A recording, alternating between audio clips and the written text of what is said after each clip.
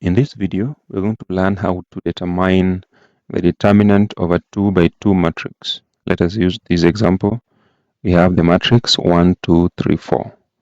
So for us to obtain the determinant, we are going to get the product of the main diagonal, then we're going to subtract the product of the other diagonal.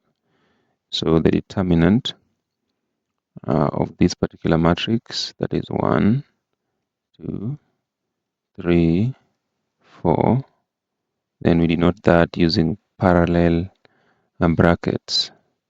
That's going to be the product of the main diagonal, that is 1 times 4.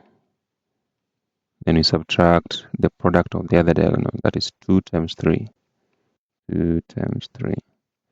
So that is the same as 4 minus 6, which is just negative 2.